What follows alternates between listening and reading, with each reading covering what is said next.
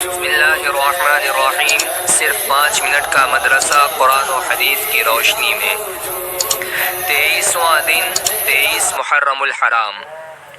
Number 1، اسلامی تاریخ۔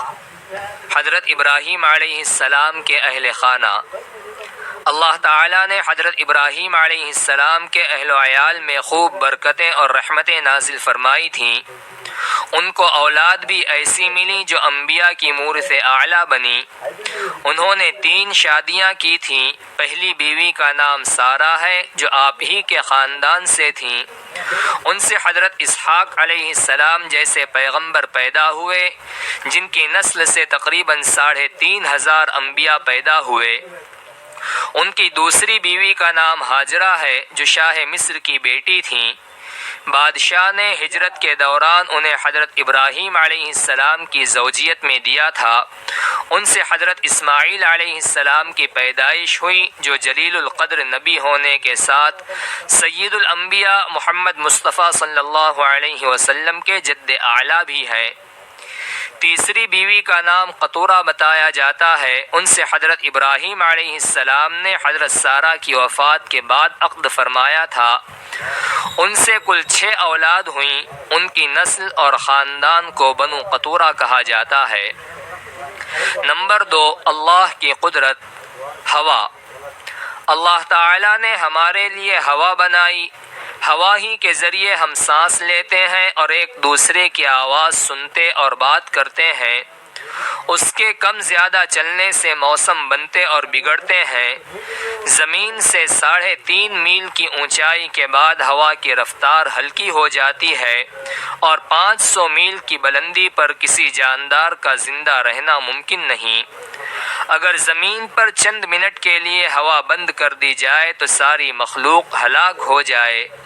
یقیناً مخلوق کو زندہ رکھنے کے لیے مناسب ہوا کا انتظام کرنا اللہ کی عظیم قدرت ہے۔ نمبر 3، ایک فرض کے بارے میں۔ عشاء کی نماز کی اہمیت۔ رسول اللہ صلی اللہ علیہ وسلم نے فرمایا، جس شخص نے عشاء کی نماز جماعت کے ساتھ پڑھی گویا اس نے آدھی رات عبادت کی، اور جس نے فجر کی نماز جماعت سے پڑھ لی گویا اس نے ساری رات عبادت کی۔ نمبر 4، ایک سنت کے بارے میں۔ مہمان کے ساتھ تھوڑی دور ساتھ جانا۔ حضرت ابن عباس رضی اللہ عنہما بیان کرتے ہیں کہ رسول اللہ صلی اللہ علیہ وسلم نے جب ان کو رخصت کیا تو جنت البقیع غرقد تک ساتھ تشریف لائے اور فرمایا، جاؤ اللہ کے نام سے، اے اللہ ان کی مدد فرما۔ نمبر 5، ایک اہم عمل کی فضیلت۔ دعا سے بلاؤں کا ٹلنا۔ رسول اللہ صلی اللہ علیہ وسلم نے فرمایا، دعا نفع پہنچاتی ہے اور ان بلاؤں کو ٹالتی ہے جو نازل ہو چکی ہیں اور ان بلاؤں کو بھی جو ابھی تک نازل نہیں ہوئیں، اس لیے تم لوگ دعاؤں کا اہتمام کیا کرو۔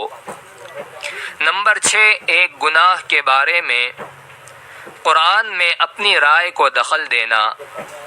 رسول اللہ صلی اللہ علیہ وسلم نے فرمایا، جس نے قرآن میں اپنی رائے سے کوئی بات کہی وہ اپنا ٹھکانہ جہنم میں بنا لے۔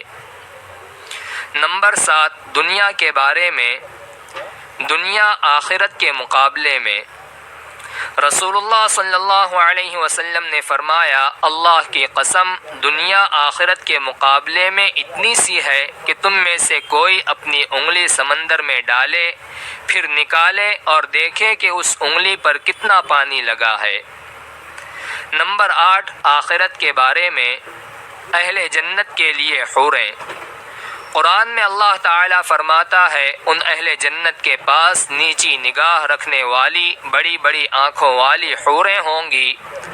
وہ حوریں صفائی میں ایسی ہوں گی گویا کہ چھپے ہوئے انڈے ہیں۔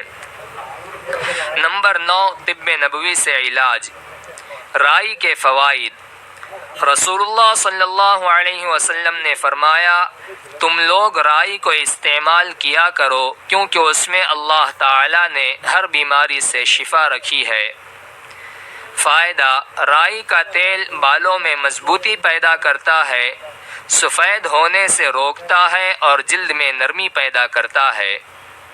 نمبر 10، قرآن کی نصیحت۔ قرآن میں اللہ تعالیٰ فرماتا ہے، تمہارا مال اور تمہاری اولاد آزمائش کی چیزیں ہیں، اور اللہ تعالیٰ کے یہاں بہت بڑا اجر ہے۔ جہاں تک تم سے ہو سکے اللہ سے ڈرتے رہو، اس کا حکم سنو اور فرما برداری کرو، اور اللہ کی راہ میں خرچ کرتے رہو، اسی میں تمہارے لیے خیر و بھلائی ہے۔